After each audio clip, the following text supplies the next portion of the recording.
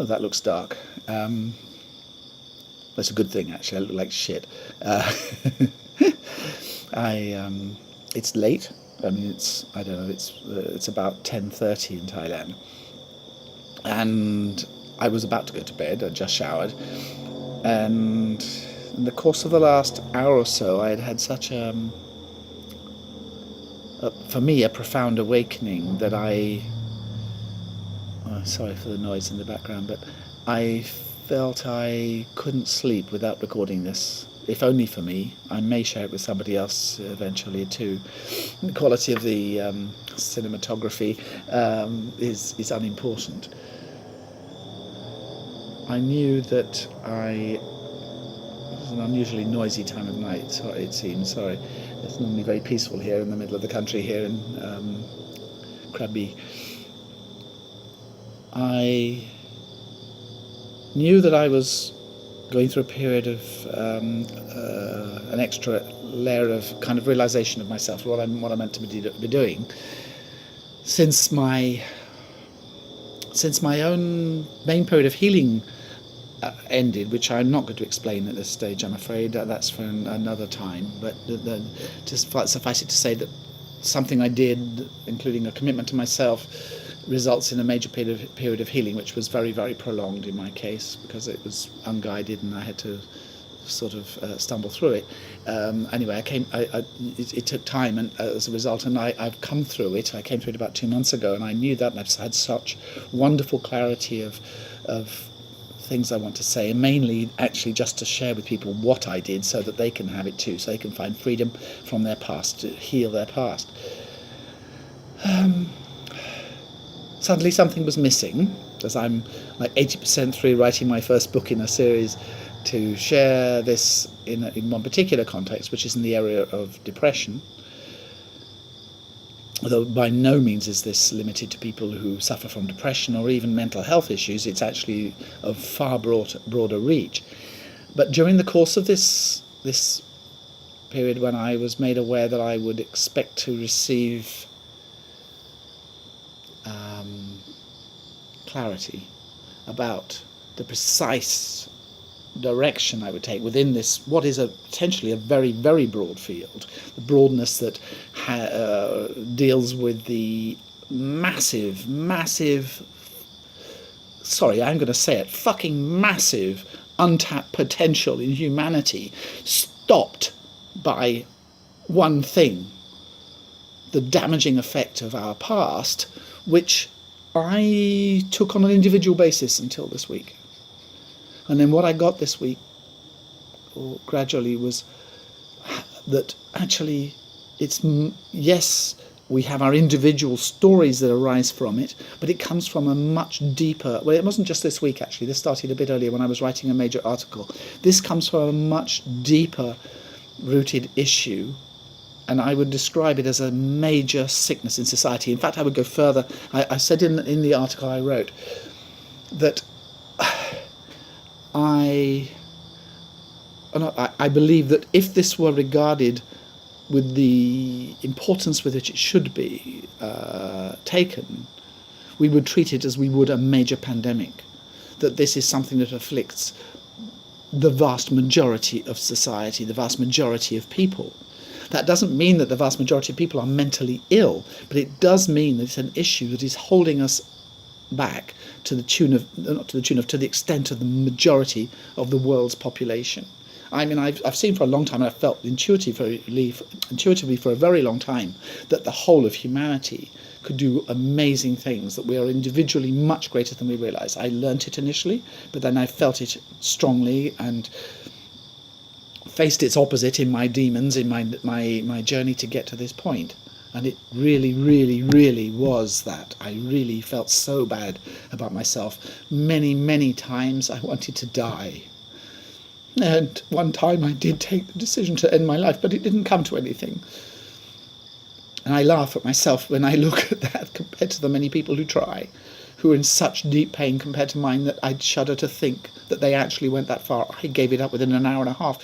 What has them want to do so time after time after time? I can only imagine. I have no idea. But I am passionate about ending this pain for as many people as are willing to listen to me. So, as I said, I have been on a journey of further self-discovery in the wake of my coming through it, and I just feel, I feel so creative, so alive, so infinite in what I can do. And whenever I doubt it, I just remind myself that I can do anything that I set my mind to. And I set my mind to unleashing in humanity, or at least as many people who are willing to listen to this aging fart in Thailand, the unlimited capacity to open up to them their unlimited capacity for something great, some contribution. It may be it's great, whether it's small or big, it's still great, and it will play a part in a big change that's coming upon us, that I know is happening. I don't know, for those of you who are, if I ever do play this, are aware of the New Age stuff and the people expecting things either to the end of the world or suddenly everything would turn into heaven on earth on the 21st of December 2012, when I fell into that stuff in part of my delusion. It wasn't meant to be like that. We're actually meant to do this for ourselves and come through it. We are what we have been looking for. The universal life force, God, Allah, nature, if you don't believe in any of those things. I don't follow a religion myself, but I believe in all of them. It is orchestrating this, and each of us is a tiny dot on a massive fluid canvas that is not fixed, and we make our own future. The broad ambit of the canvas is we are meant to step up, and we are going to. Why? Because I have come to see in my own pain that I was so foolish to think that I was so little, and so foolish to think that I needed to be special enough that I had to fix it for everyone. I don't. But I have one chance, just one chance, to do a major thing, and that is to empower other people to do their bit by realizing that everybody truly counts. We hear it all the time, and we take it on board if we want to make us feel a bit better. It feels nice. But there's something more that you can do. Something massive and fundamental, which is really, really simple. And it is this. I'm going to come back, by the way, to where I was going with this, but the simple thing is we make a commitment to ourselves. What is lacking individually, and therefore as a collective of humanity, is sufficient commitment to ourselves. Not a I hope, I wish, I really want, a driven sense of really want through a terrible sense of lacking, a terrible sense of not being good enough, but a real sense of I haven't got a clue how I can do it, I haven't got a clue how I can come through this, but I know that I am more than this, and I know that I'm capable of more than this. That's what led me, and that is what can lead anyone, and that is what I bring and what I will teach, and what my books are going to be about, what my new website is going to be about, that is a support base for people who want to take this on, who are really interested in exploring what they're about. But let me get back to my real message, because this isn't a promotion message for that, although that's a good cause in itself. By the way, that's the sleeping tiger within, and I am the sleeping tiger within me, and you are the sleeping tiger within you. But let me get on. I woke up to something in the last week, which was that actually I've been dealing a lot with mental health stuff. I've had my own issues, and I've written stuff that I'm very proud of, that possibly the best thing I've ever written. And I've come to realise that the mental health issues that we face individually are merely a reflection of the mental health issues of the collective. The fact is that society as a whole is deeply sick. And it's not down to any individual, it's down to us all. We have all brought ourselves to this point. I'm not going to go into what it takes to fix it, because that's beyond this message. I just want you to understand where I'm coming from, my feelings, that I feel a tremendous and profound sadness today, but also a massive hope and optimism, because I realised that just to explain, this came partly from concerns about stigma. It came from partly from concerns of a very, very dear, powerful woman friend of mine. She's an amazing woman. She has been through hell. She's been hospitalized. She's had depression. She's been diagnosed with this and that, and they've kind of got themselves all confused and knickers in a twist, and don't listen to her, which is what they need to do. She's the most amazing, insightful person, even inside her own issues. I have come to realize that all of the individual suffering is as a result of a sickness in society, a state of a disconnection with each other and with nature and with the force that drives us. I don't mind if you call it God. I don't mind if you don't believe in God. For me, I didn't when I came into this, and I have found that there's such obvious direction that there is definitely an intelligence. Whether you call it God or not, I don't care. For me, it is meaningless. We talk about God as in a specific, limited way. We have the audacity to think that we understand God. Oh my goodness, what an arrogance. Anyway, sorry my passion is coming out, but through this journey I saw also that not only are people being unfairly imprisoned in medication, in a system that means well for the most part, but is actually making things much worse. But actually, it suddenly hit me a week ago that the same is true for most criminal minds. That most criminal minds are, you might call them a form of mental illness. They may not be technically insane, but the fact that you want to do harm to another human being, to take from them, to cheat them, or whatever it takes, or abuse them sexually or otherwise, it's not what we are as humans. It just is not. And I'm not going to try and persuade you. I'm just telling you, it is not. And I have a fundamentally great belief in human nature. I believe that the concept of original sin is merely a reflection of what happens with the ego when it goes wrong. It is not human nature, and I will not accept that. So, where am I? Yes, a week later, I've had a period of further respite when I knew that it was coming to something through this awareness about suddenly realizing that the vast majority of criminals, if empowered through the commitment that led me to the light, led me to finding out who I am, if they're given that, they can find hope, they can find redemption. I don't mean in a religious sense, but just for themselves, and find themselves at peace and find happiness, and put everything behind them and be forgiven. The same is true for all of us in our minor ways, yes. But what came to me tonight is a different perspective on it. It started with the sudden realization as I looked at some attitudes or some issues in in Japanese society. They have issues at the moment regarding relationships. Many young people are not wanting to form relationships, which is, in my opinion, a reflection of a very sick society. And I'm not condemning Japan. This is just their particular branch, their particular take on a massive issue. And then I learnt about and forgive me if I'm getting this wrong because it's from memory and I don't have it written in front of me, but I think it's the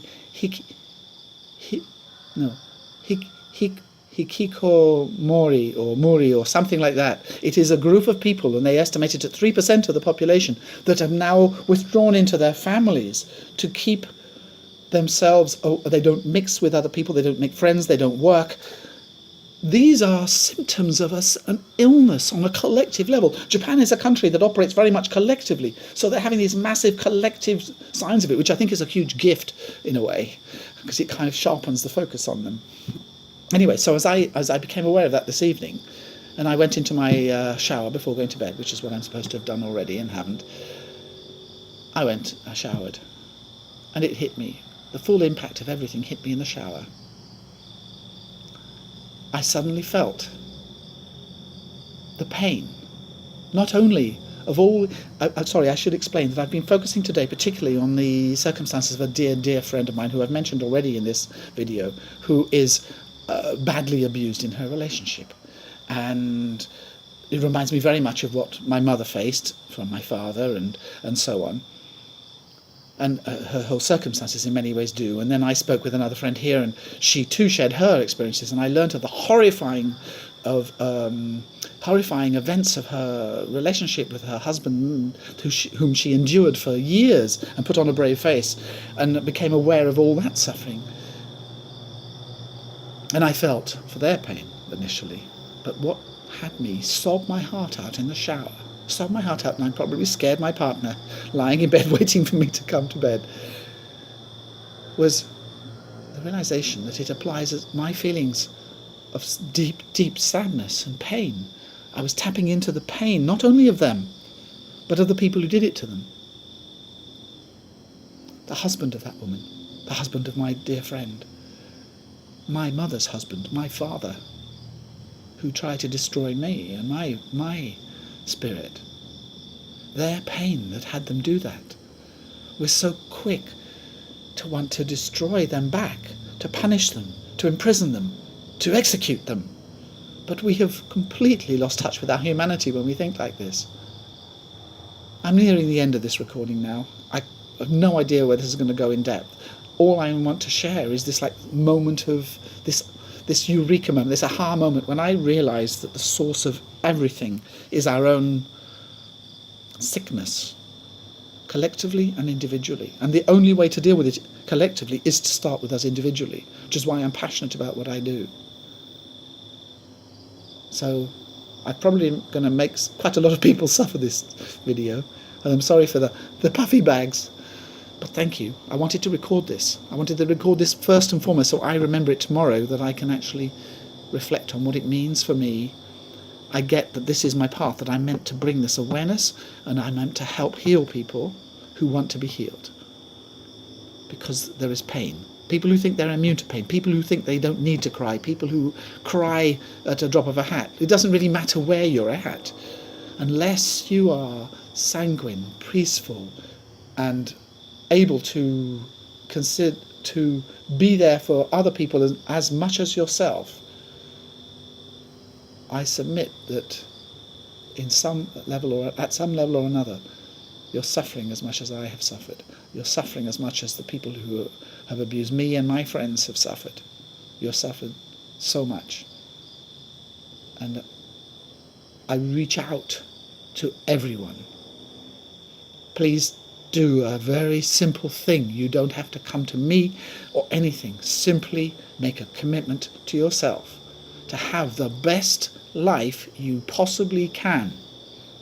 To leave no stone unturned to that end. It means there's nothing you won't do to in your commitment. So determined are you to achieve that, and to find the greatest happiness and fulfillment of who you are in this life. Now, whatever that may be. And I'm talking to you, yes, you, the super successful man, you, the Steve Jobs of this world, who died unfulfilled because he was driven by a passion from his suffering, not acknowledging his own personal needs that had him realize that he caused his own death. Good night.